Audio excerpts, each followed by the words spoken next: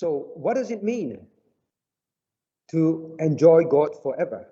Today we want to consider the question, now why is that important?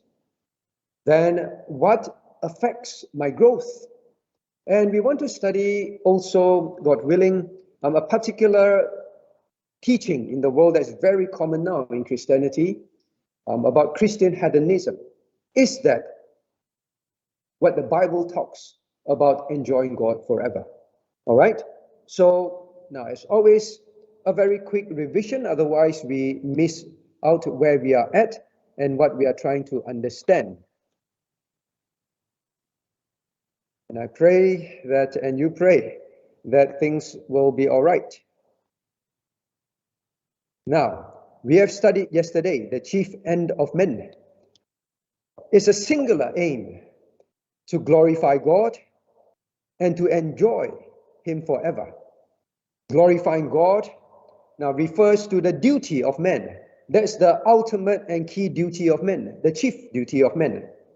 And enjoying God speaks of the delight that men ought to have in God, in especially with regards to glorifying Him, delighting in glorifying Him. That is why it's a singular verb, is, this and this is.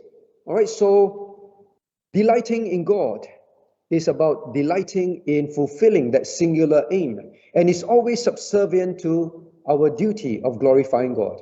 So that must be our understanding, and we saw that from scriptures in Psalm 27. Now, actually, I want to make sure that we remember how we derive this, because yesterday someone asked me, how do we derive this? All right, I thought I explained it quite clearly. Psalm 27 verse 4, just in case others might have missed it also. Psalm 27 verse 4, very quickly. Right, actually I said, let's try to memorize this also. We shall recite this tomorrow. Now, one thing have I desired of the Lord means this is one thing for all his days of his life, his chief aim. So God says, now this is the chief aim in man. He put it in the psalmist to write that. One thing, the key thing that I desire from God and that I seek after, to dwell in the house, that I may dwell in the house of the Lord all the days of my life. What is this thing that he's desiring from God? To behold the beauty of the Lord. Now this means his glory. His beauty is his glory. So then you see that the chief aim of the psalmist's heart and his delight. You see, my desire, this is what I desire from God. And I seek, so that is his passion. That is his pursuit. What is his passion and pursuit? The glory of God. The glory of God. So in here we see the biblical principle that the Westminster writers derive this singular aim, delighting in glorifying God, a single aim. Now, next thing is we learn that duty speaks of duty is about our responsibility. Our responsibility. Now, God tells the Christian, you have responsibilities, but he reminds us, like the psalmist, it is a relationship-based emphasis. So this responsibility, this duty is carried out with delight because of the relationship. So we must not miss out the second part, because we can keep emphasizing on glorifying God. We keep doing our duty, but there is no heart in it. The relationship, we'll speak more of that afterwards. There is only delight when it is a sincere, a loving relationship. In fact, you would see here, remember last year when we studied the chief end of man and the glory of God? Now, all commandments are subservient to that.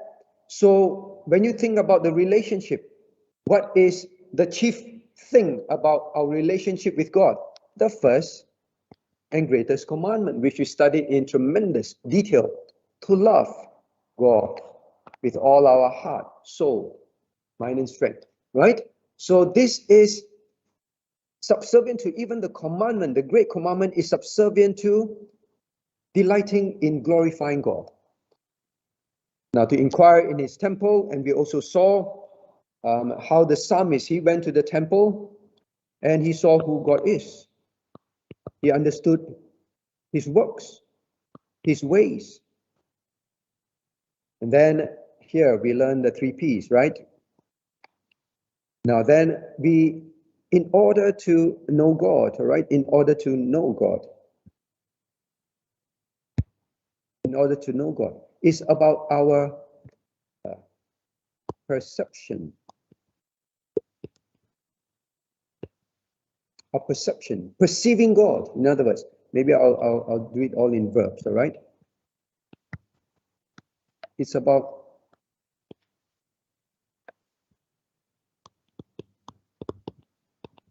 perceiving God, who he is, understanding his words, perceiving God. And then, now, because of that, the more we know God, it's about praising God. Our hearts are thrilled. Our hearts are amazed. We are full of admiration towards him. Now, with that, it's about pursuing God. Perceiving, knowing him, praising, admiring, passionate about him. When we enjoy something, we are actually saying, I'm passionate about this. I'm thrilled about this. All right? And then pursuing. Now, with all that, we want to pursue after God. We want to pursue his ways, means we want to obey all his commandments. And if you want, you can add one more. Pleasing God. Pleasing God. In fact, we must add that because we're going to cover that today. About pleasing him. His God's pleasure. God's pleasure is, or I put it the other way, I delight, and remember this, I delight in bringing pleasure to God. When God is pleased, that makes my heart so happy. I enjoy that. All right? So you must understand, whenever you say to enjoy God, it means all this. This is a practical way to help you have a clear structure to your thinking of glorifying God. Now, then, with all this, let me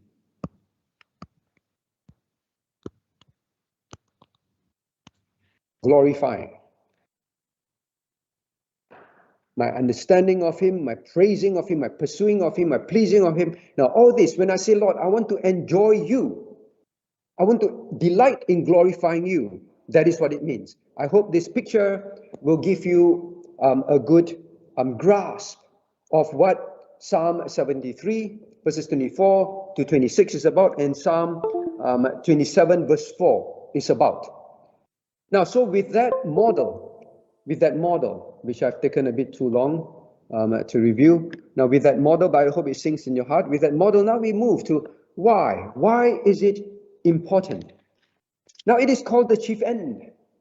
And the psalmist say, one thing have I desired of the Lord. Means the psalmist knew this is the most important thing. This is the thing of things. This is the overall arching thing that everything else falls under for men with regards to enjoying God. So it is very important. Now, why is it so? Not the first reason. The first reason, if you look at Psalm 73, verse 24 to 26. Now, especially verse 26.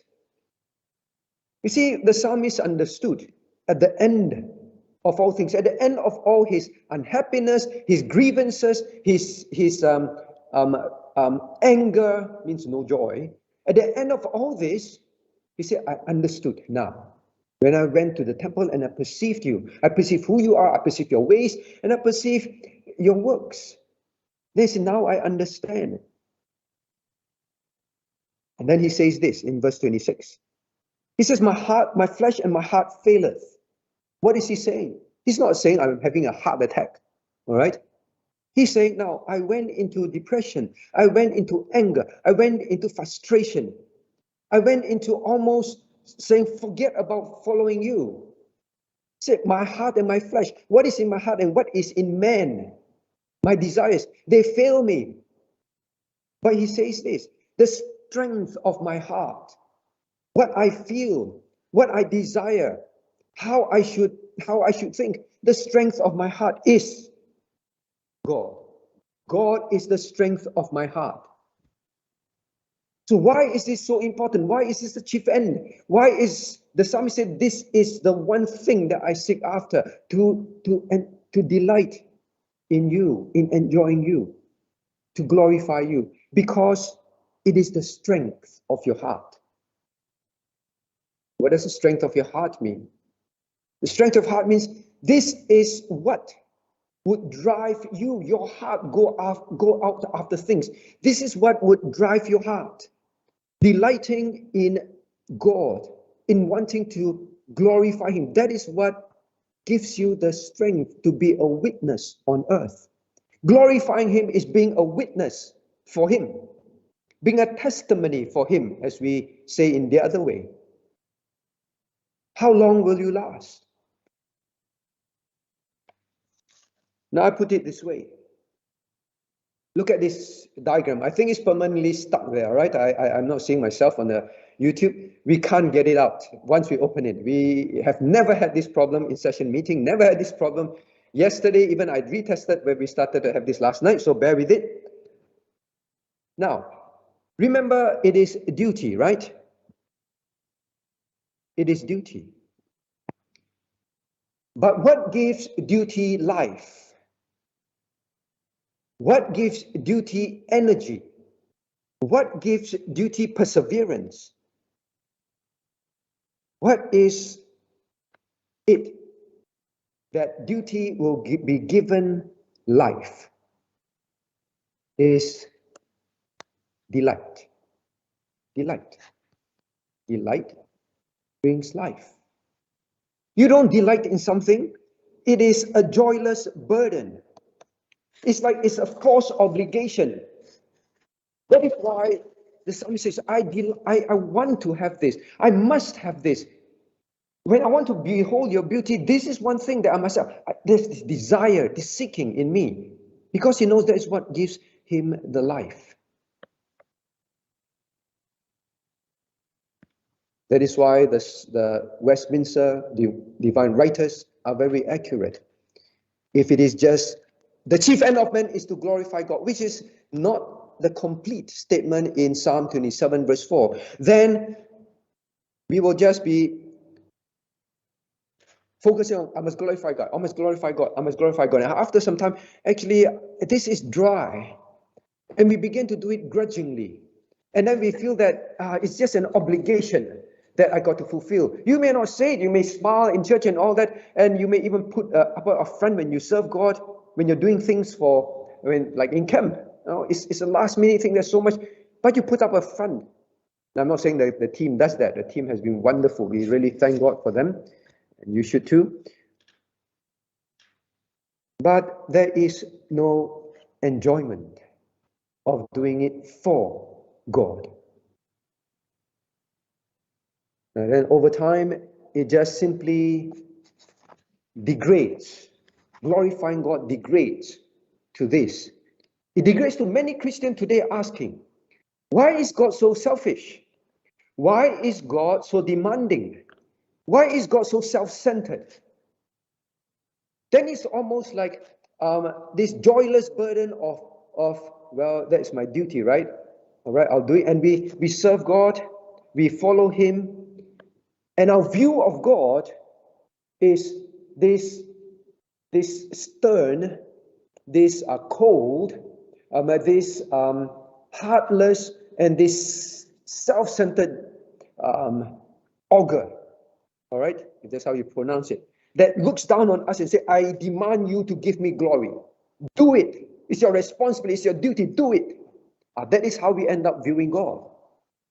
It is extremely important which is why it's put in there. The first question to teach the children, please know, WSC, Westminster Shorter Catechism. This is taken from that. The first question, this is for children. The Westminster writers, they filter down the full confession to this simple question and answer for parents to teach children. We must, as adults, and you, teens, children listening in, must know that. So that is one key thing. Now, if we don't delight in our duty of glorifying God, if this is not a relationship with God, a relationship emphasis, so here one emphasizes responsibility, the other emphasizes relationship, both for the same purpose, glorifying God. Now, that is sometimes why many keep asking questions, right? Like, why this? Why that? Why this? Why that?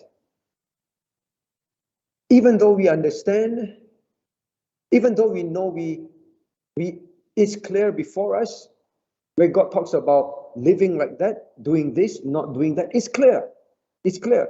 But somehow in our heart, there will always be, what about this? Why this? Why not? Like, how far can we go? It's a lot of these things that will keep going on in your heart. Because delighting, now look at this diagram, maybe it's a blessing from God that he's always up here. I don't have to keep switching back and forth. Now, we may perceive, all right, we may perceive. We understand the doctrines and we agree to the doctrines. But because there is this heart that is not delighting, there is no pursuing. Pursuing and the desire to please. The pursuing and pleasing. Pursuing what? Pursuing God's ways. Pursuing God's ways.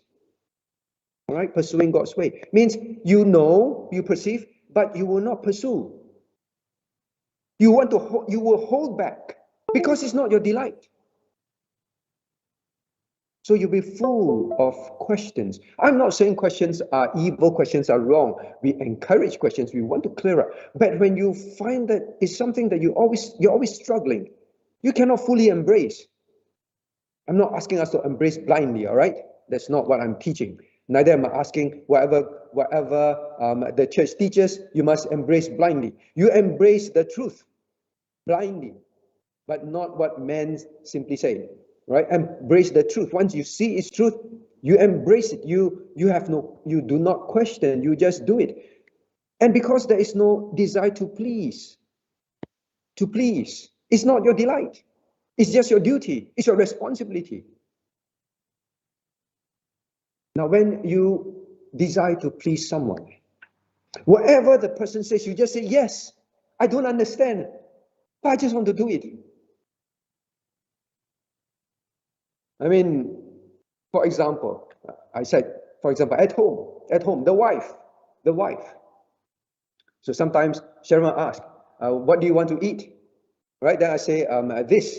And then in her mind, it's like, but you know, today is quite inconvenient for me to cook this or to prepare this. Like other wives, I'm sure you experience it at home. But she asked me because she's pursuing. She want to pursue what I want. Right? Then the wife will say, "Oh, it's inconvenient, it's difficult."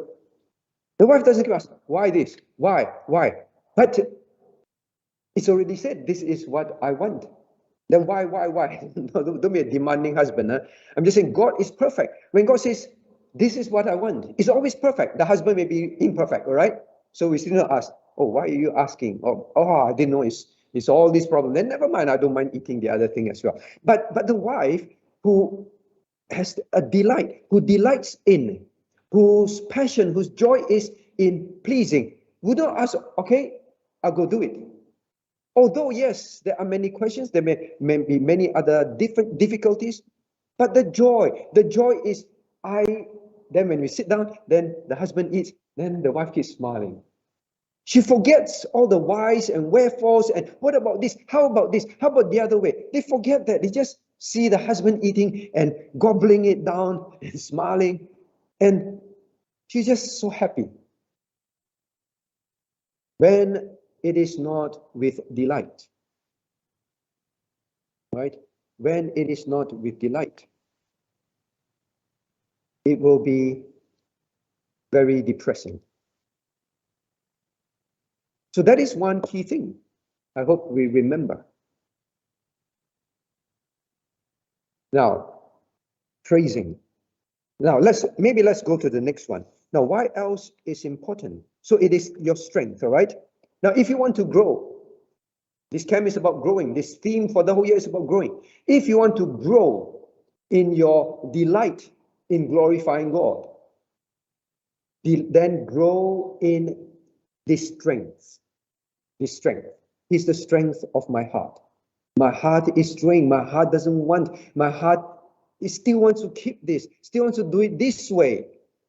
I don't find the strength in my heart. My flesh is failing. My own heart is failing. But God is the strength of this new heart that He has given us. If you are not a believer, you cannot understand this. You cannot accept this. Now, I do want to say this also. As long as you are a true believer, that is why Reverend Craig asked one of the questions, right? Will a true believer not seek to grow? The answer is, the question is a rhetorical one. No, never. A child of God will always have the new heart. And because you have the new heart, this new heart will, no matter what, will in him desire to grow. Lord, I want to grow. So when you listen to messages, Lord, I want to grow to be like that. Not, Lord, oh yeah, it's like that again. It's this again. I don't want it. And I'm not going to. No, as long as it is good and correct and pleasing to God, you naturally will want it. It's the strength of your heart. That is why it's so important to say, Lord, I cannot go on my life just fulfilling duties, fulfilling my responsibilities. Lord, I now have to learn to delight. You see how afterwards. Now, the next one, the next reason why it's so important. Now, do you realize that it is commanded? It is commanded. Don't believe me? Famous verse. Turn to Psalm 37, verse 5. All right, those of you who have this as your memory verse, many of us may memorize this as our life verse, and we love it. I hope today you remember what it means. You know what it means. Psalm 37, verse 5. Now let's read together at home. Delight thyself also in the Lord, and He shall give thee the desires of thine heart. You see? Delight yourself in the Lord, and He will give you the desires of your heart. This is a bigger expansion of the Lord is and God is the strength of my heart. This is an expansion of that. Let me explain. First and foremost, delight here is command. It's a command mode. Means we are commanded to delight in God. We are commanded to enjoy God. We are commanded to enjoy. Whenever I say enjoy God, it's always in the context we are commanded to enjoy glorifying God. Enjoy, be passionate about Him. We are commanded to be passionate about Him. Maybe that's the best way to say it. All right? Now, enjoy means be passionate. See, the olden days when they write the word enjoy, it means this full range. Today we just think of enjoy. Enjoy means enjoy silyo, enjoy holiday. That's all we understand of this English word enjoy. But to them it's the full range of the word. Now, so delight, commanded. Then you begin to think. Well commanded. Well, let me say this first. Delight yourself in the Lord. Delight thyself in the Lord, and He shall give you the desires of thy heart. Your heart is weak. The true believer will always say, Lord, I want to love you more, Lord. I want to delight in glorifying you, Lord. Somewhere in you, there is that. Even yesterday when we talked to the children, they will share in Chalet Fellowship. They struggle with this, they struggle with that, but I want to be this, I want to be that, I want to grow. So as long as you are a child of God, you want it. The desire of your heart. You said, no, but if you delight in perceiving, praising, pursuing, and pleasing who God is, His works and His way, in other words, glorify Him. If that is what your heart wants, He will grant it. He will grant it. He will be the strength of that desire in you. So delight yourself in the Lord, and he shall give you the desires of your heart. It's not saying God is going to answer every prayer of yours. When you have that as your life verse, you and I better know what it means. He's commanding us to be passionate about him. And if you are passionate about glorifying him, why would he not grant you the desires of your heart? Because your passions are always about using those things to glorify him. Why would he not grant it to you in his timing, in the way that he knows is best and most glorifying to him? Why would he not grant it? Of course he will. So when you understand this verse, it's a command. Then I know what you may think. But Pastor, you just said, it's not supposed to be a duty. It's supposed to be a delight. It's supposed to be not merely a responsibility, but a relationship. Now, many of us have this funny idea because it's the philosophy of the world. Now, our idea is obeying commandments brings down joy. I say that again. Many of us have this idea that if I'm commanded, then my enjoyment of doing it will somehow disappear. If this is an obligation, then somehow there can't be joy. But here God says, I command you to be passionate, to enjoy. Say, God, if you ask me to delight in you, you command me to delight in you, what's the point? I must like to. You know, sometimes when we say, now, members, please, worshippers, please, do this, do that. Please, you know, when we arrange fellowship in camp, we are trying to arrange it in such a way that you all will engage each other. We try and sometimes put people that don't really interact much with each other. So you know the reason, all right? And we've always been clear about that. But then you say, and some complain. We hear complaints. Every year with this person or that person, or this, I want to be with this one, I want to be with that one. Why not? At anniversary dinners as well. Right? Even this camp, we have to arrange 3 nights of anniversary dinners. Right? It's mind-boggling. It's so painful, so difficult, because we know this one doesn't like that one, this one, and all sorts of things. But you say, if you force me to sit with this person, you command me, you make me, there's no joy. You make me talk to newcomers, you make me go and talk to so and so because no one talked to them. No, it shouldn't be like that. It must be automatic in me. Automatic. If it's not what I want to do and I'm commanded, I'm given responsibility, duty to do so, there's no delight. Not true. It's unscriptural thinking. It's the world's thinking. This thinking in the world is what the Bible calls you just want to do whatever your heart wants. That's it. You will not subject yourself to what God wants. That's the thinking. So God says, I command you to delight in me. It doesn't remove joy. It's because, looking back at this diagram, it's because your delight is not in glorifying God, and therefore your delight is not in pleasing what God wants you to do. That is the problem.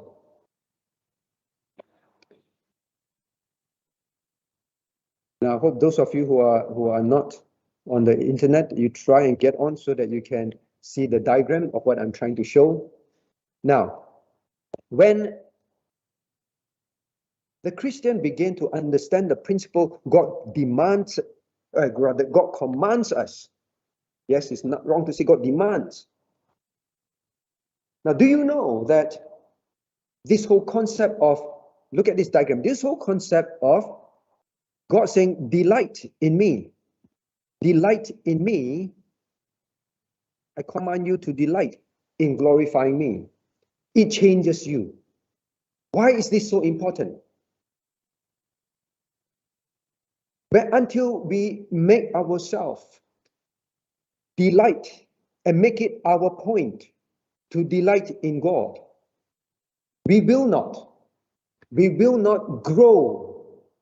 We are about growth, right? We will not grow to love, to glorify Him. In fact, the flesh will just keep growing. Now, how many times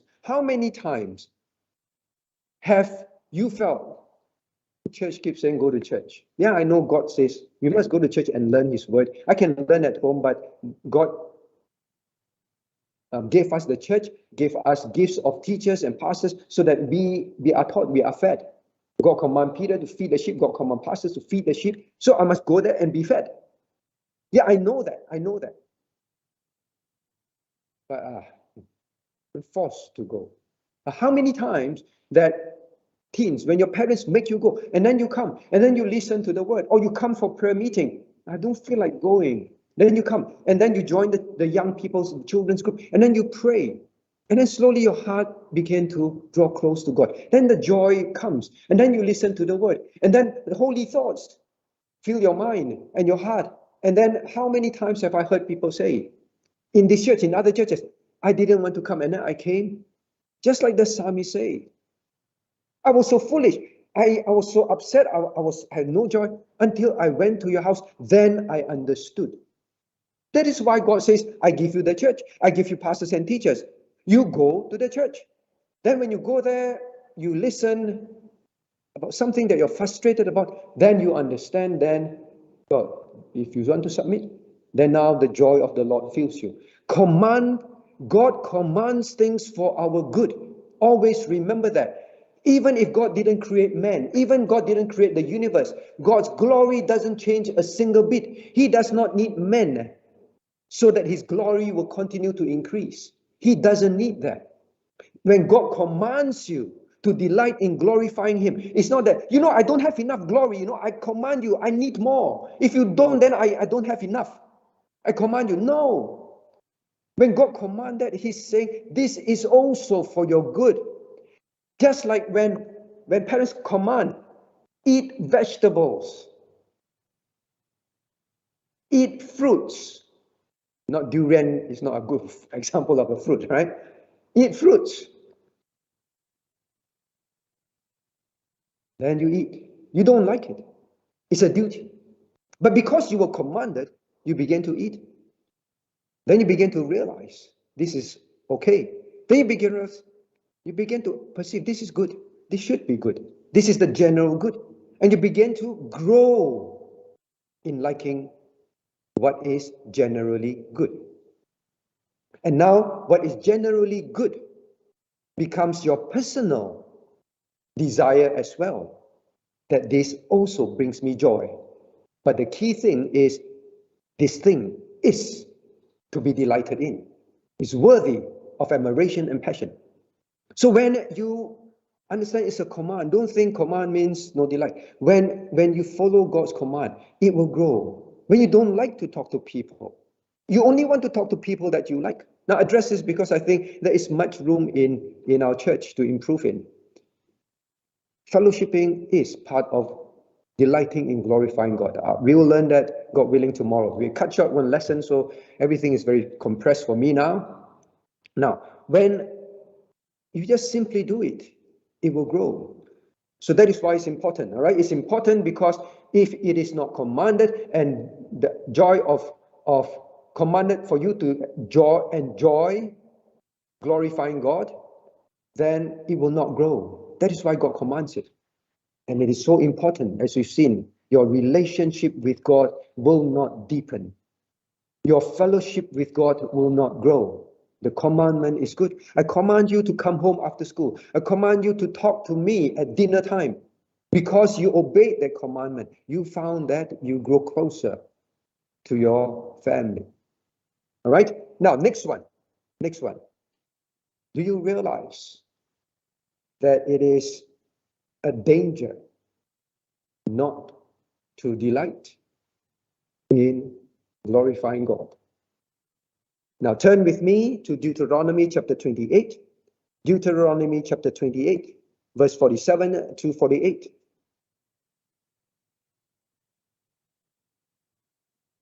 Deuteronomy 28, verses 47 to 48. Now, all at home reading. Because thou servest not the Lord thy God with a joyfulness and with gladness of heart, for the abundance of all things.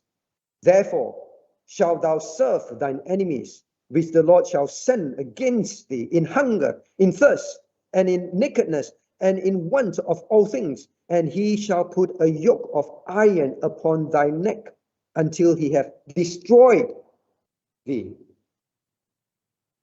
Isn't this what we have been learning from the book of Joshua? If you don't want to serve the Lord, choose you this day. Then destruction. Destruction. Because you're in the covenant. Right? One of the key things that many of you shared that we've learned in the first lesson. Grow or die. Grow or die.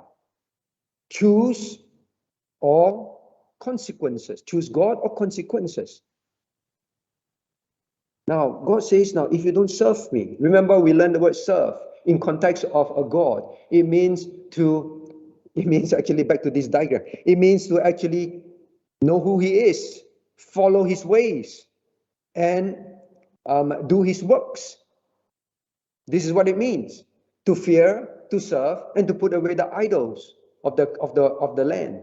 So when you think of this, God says, now, if you don't serve me, means if you don't delight, you don't, with joyfulness of heart, with gladness of heart, if you don't delight in your perception, your praising, your pursuing, your pleasing of me.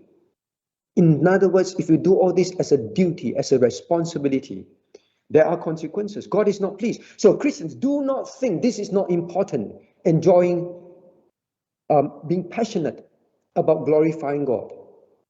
And subsequently, it will become your own passion, all right? Don't think this is not important. A Christian cannot live the Christian life and say, God should be pleased with me. A Christian who does not enjoy, delight, passionate about glorifying God and serving God must not think that God is pleased with him. Remember that. It is so important to understand this. Otherwise, we can live a majority of our Christian life coming to church, leading the family, living as a single, fulfilling ministries, duties that are given to us. And say, I will do it properly, I'll do it for God. But actually, there is no delight in it. It was all just duty. Don't think that God is pleased. God is not. The thing is this, God does not need our service. God does not need us to praise him. Christ already said, the stones, you don't praise him, the stones will praise him. God doesn't need any of this. And therefore, when we do it like, grudgingly, obligation, and not joyfully to him. It's like I said, God, you want, right? You want it, right? I'll do it. You want me to obey? You want to accept your will? Okay, I'll do it. That's all. You know how insulting it is to God when there is no delight and joy? So I hope that we remember that. When we obey any commandment in the Bible, look up here, look back to the diagram. When we obey any commandment, in other words, when we pursue any of God's ways, when you know it's the truth, and you do it not to please God, don't think that God is pleased. Don't think just because the commandment is obeyed. And when you don't, there is always so many whys and what and all those kind of things. All right? And I'm not saying, I say again, I'm not saying asking questions is wrong. I'm not saying trying to understand and clarify is wrong. I'm not saying that at all. All right? I am very happy when you have questions. But when you find that it's always the same thing, then you have to ask yourself, am I not delighting in pleasing God? That is why I always have to ask so many questions before I do it. So don't think that God is pleased. We definitely are running out of time. Now, then we move to the next thing. Now, what affects my delight in glorifying God? What affects my growth in enjoying glorifying God, being passionate about God? What will affect my growth in being passionate about God? Well, a few things from this verse. Now, let us turn again to Psalm 27, Psalm 73, Psalm 73, verses 24 to 26. Now, notice that he says, "Whom have I in heaven but thee? There is none upon earth that I desire beside thee." Okay, so I will have to use another diagram. Now, the desire, all right? How's the best way to draw it? The desire, right? Now, he say, "Whom I have in heaven but you? Whom on earth I desire." All right, so his I would say his dependence. Whom I have in heaven but thee, who am I desire? His dependence and his desire, all right, in heaven and in earth. But thee, this is only God. Only. You say, whom do I have? Means only, all right? Now, what affects our growth is this. When our dependence and desire,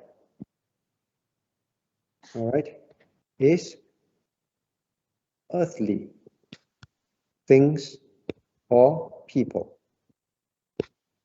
Okay? The psalmist only soul. This is one thing that I seek after, the beauty of God. God and his glory. Only thing. Now, this is called the mismatch of desires. All right, so the mismatch. The mismatch. What affects your growth? What affects your growth in delighting in God to glorify him is this mismatch. For the psalmist, there's no mismatch. Everything the universe can offer means nothing to me. Whom I have, the only one that matters is God. Everything on earth, anyone on earth, you can give it all to me. I'm not interested. I only desire on earth God. There is no mismatch at all. It's very aligned. Very aligned. All right? But for us, it's very often, well, maybe some at best. Now, the more these two matches, the more closely these two match, the more you will grow in your love for him. Now, I give you an example. This is something that I always think about it and say, no, it's interesting. Our mismatch is this. Our mismatch is we don't think this general good is definitely admirable for me to be passionate about. We don't see that. We don't think that. We still think that these things are more admirable, and I tend to be more passionate about. Now, for example, I remember my nephew and nieces, all right? Whenever they visit from other country, I spend a lot of time with them and I like being with them. And I do a lot of things with them. I'm not a very good uncle. I buy things for them that they like. I go out with them, I play with them and we have a great time together. So I give them lots of this, right? I give them lots of this. And they love to be with me, all right? To the point that once when we were walking on the street, my niece let go of her father's hand and ran to me and hold my hand and walk with me. how painful it is for the father to feel that. Because they got this.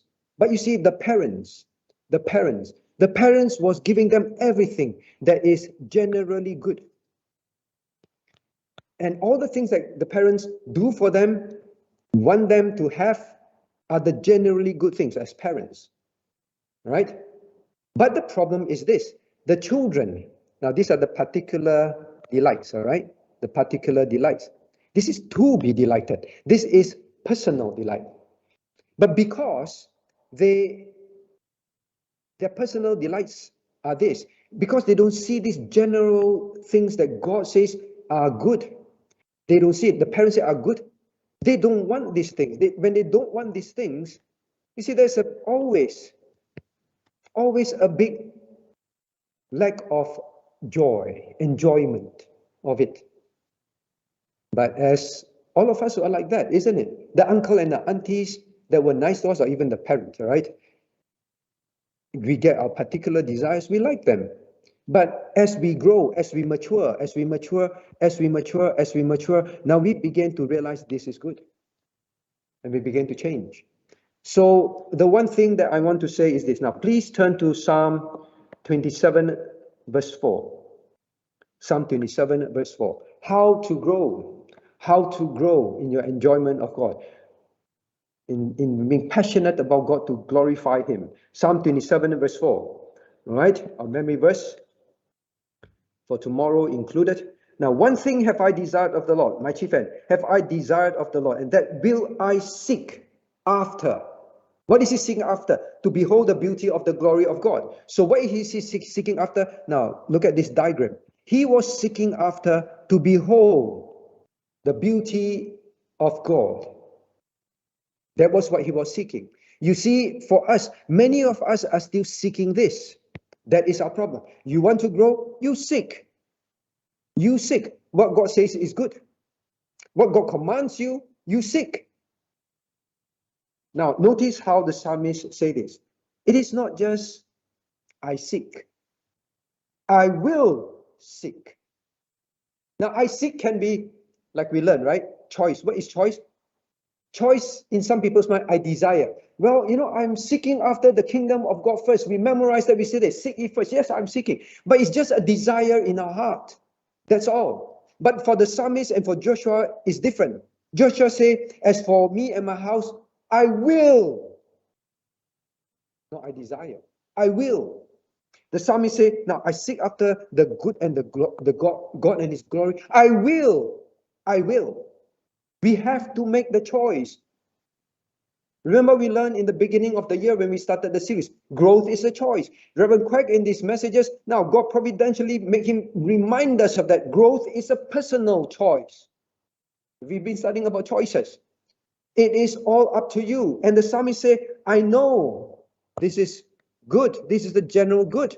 And I will change this particular good to this. I will make it my pursuit in life.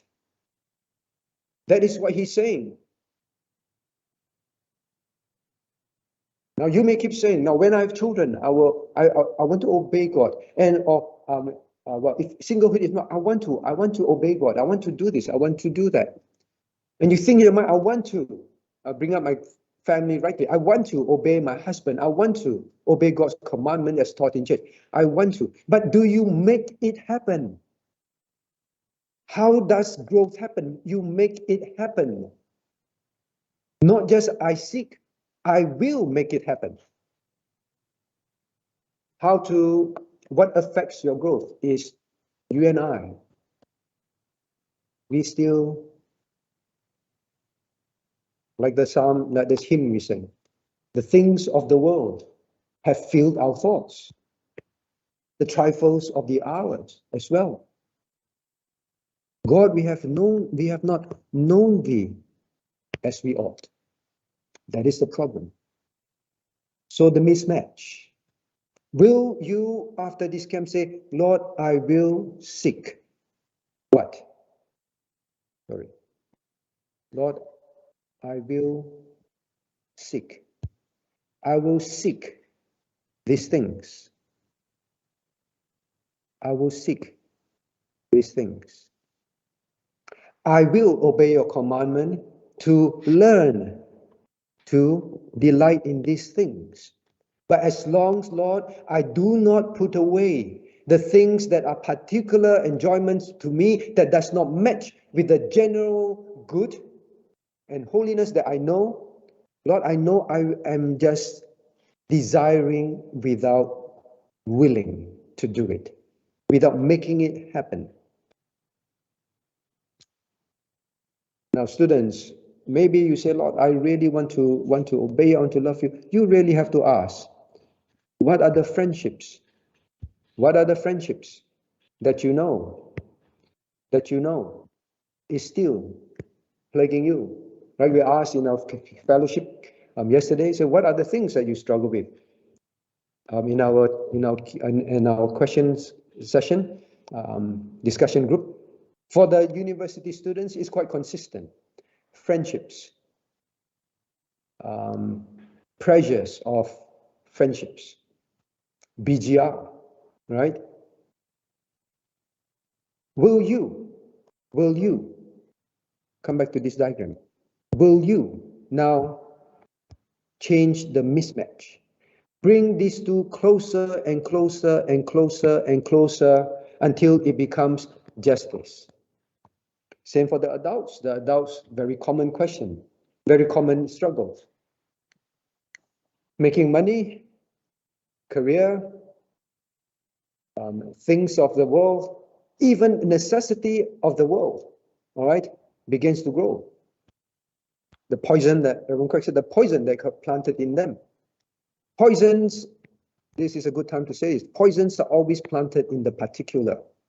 You have to be careful. Many of the particular may not be sinful, but the sleeping pills are inserted in there very often easily by Satan. Then this mismatch will grow bigger and bigger. All right, so I want to move on. Now, the next thing, positively, how can I grow in this desire and passion to glorify God? How? Now, look at Psalm 27, verse 4. Psalm 27, verse 4.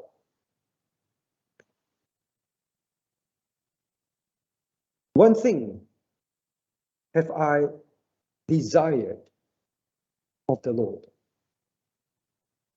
What is he saying? Desire of the Lord means this is my great longing in my heart, and I don't just leave it as a longing in me.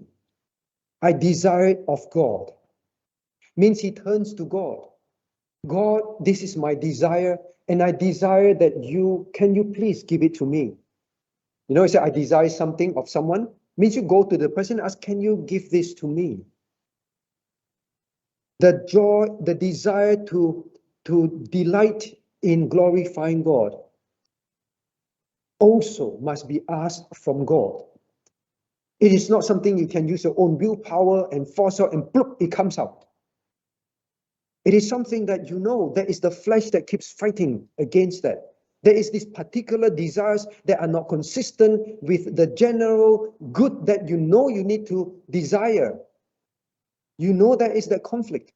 Lord, I cannot fight this battle. Lord, this does not go. Lord, I plead with you. I desire, can you give it to me? Can you give it to me to perceive more of you, to pursue more of you, to admire more of you, to praise more of you, and to want to please you more? Lord, I struggle with this.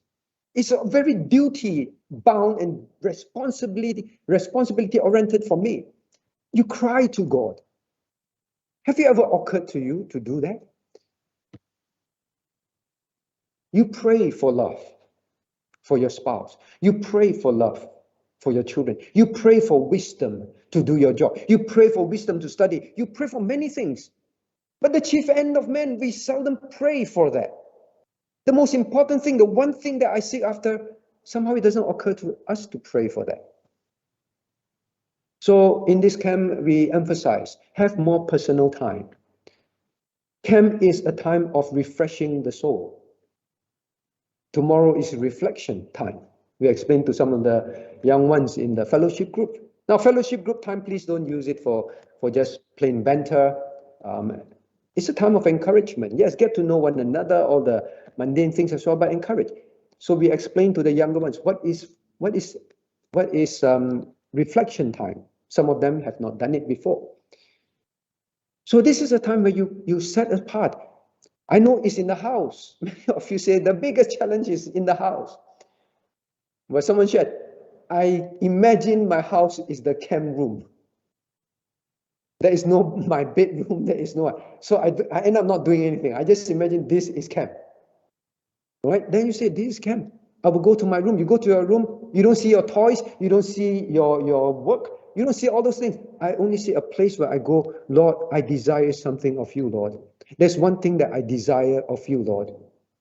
Can you please help me to grow in my delight, in my passion of you, so that I will glorify you better?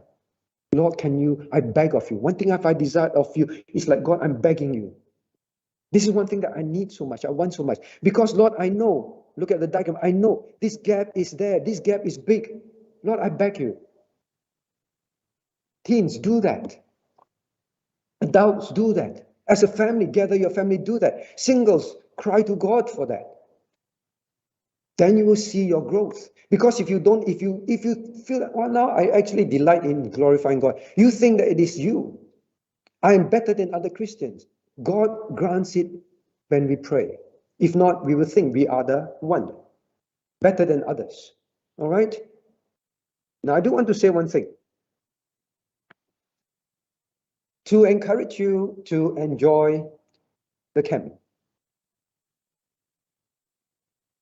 With the situation of online, stay at home circumstance, I ask myself, Lord, why do you let this happen? Not that I'm questioning and challenging God, because there must be a spiritual good, without a doubt. So I want to know what is that spiritual good, so that I can help myself and the others actually maximize that spiritual good. If we don't know that spiritual good, then God, I do not know how to enjoy this camp, to learn, to grow in glorifying you. And then it occurred to me, and I hope this will help you as well. Why did God make us do it from home? I know one thing from hearing from people and from myself is this. We become dependent on environment to create that feeling in us of, I love you, Lord. Yeah, I love you. The environment create that discipline to go and pray, to go and do reflection. Because we are at a physical camp, I can go sit under a tree, sit on top of a rock. Some of you post those photos, very nice, at Orchard Glory Farm. I asked a kid, why do you like Orchard Glory Farm? She keeps saying, Orchard Glory Farm, Orchard Glory Farm. When I say, next year, where do you think we should go? Orchard Glory Farm. I said, why do you like Orchard Glory Farm? The kid said, not so many houses there. Peaceful. Not so many distractions. This is a very young kid. I say you have elderly desires. But you see, we actually find that environment is very suitable. I'm not saying that we should not seek environment that are suitable, but sometimes I believe God take that away from us so that we learn. Now, that is the next thing, all right? Why is our growth, or what affects our growth? Now, look at Psalm 27. Now, he says, to dwell in the house all the days of my life, all the days of my life. In other words, to be consistent, all the days of my life, that I desire, I seek, and I want to see your glory and inquire after you and praise you and glorify you and serve you. All the days of my life, not just at camp, not just when I am in this environment, but all the days of my life, I want to dwell in the house of God. This is not just location-based, dwelling in the house of God for what? Inquire in His temple, to know God. It's not the location. Yes, that is where I get to know God. All the days of my life, I want to know God. So, my friends, use this as an opportunity to say, maybe that is why every time after camp, I have this decline. Then during camp, I have this high. I have this high of wanting to glorify God. I have this high of, and really passionate about Him. I wanting to grow. I have this high. But once I leave, it's after some time it drops because we are environment bound in our seeking of God. And I believe this good. This is a good thing. Like the person said, I practice like this walls, this furniture, this kitchen, this bedroom, this bed is not there. Now, if you can do that, it means you do not feel, after camp I have this fear again. I will go back again. The gap will grow bigger again. You will not. So what affects your growth? Our consistency of wherever we are as well to grow to know God. All right? Yeah, he said to be in your temple, but the purpose is the environment that gives me God, and we have to let all these things go and have this environment around us, in our hearts, in our mind, in our temperance, in our self-control, to say, Lord, I seek you. I will pray. I will pray in my normal days for the rest of the year till the next church camp, just like I pray in camp.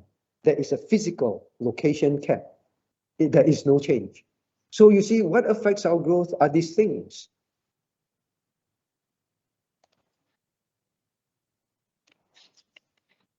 Well, another thing is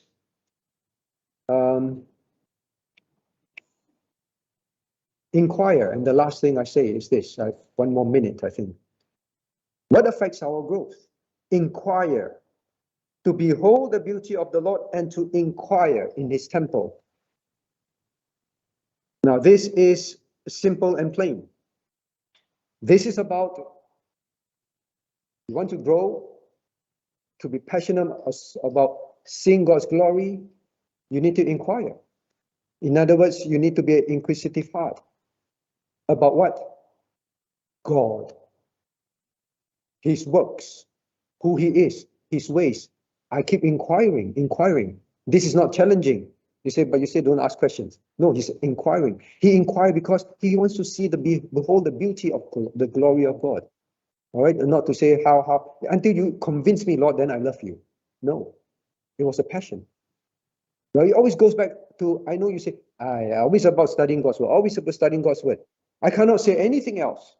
You will see the camp preacher, Reverend cannot say anything else, because that is the solution that God gives that will affect your growth in your passion to glorify God. Look at this diagram and then we close. Only by the inquiring, only by the obeying of the commandments, and only by the I will make it happen, only by the praying and the pleading with God, this gap will begin to shorten. This gap will begin to shorten. And this picture here will eventually be just this. That's all. This is what affects your growth. So you have to ask, Lord, what are my choices today? Will I make that deliberate choice even if it's going to cost me friendships, whatever it is, cost me my desire of my life, cost me my time, my finances? What is that? Lord, I will make a choice to make this growth happen. Let us close in prayer. What do we have here? Top 5 reasons why church dropouts, what church dropouts say, why they stop attending church. Now, please remember 66% of, well, I take the American view, they are the most readily available results. They stop attending church at least a year after turning 18. So from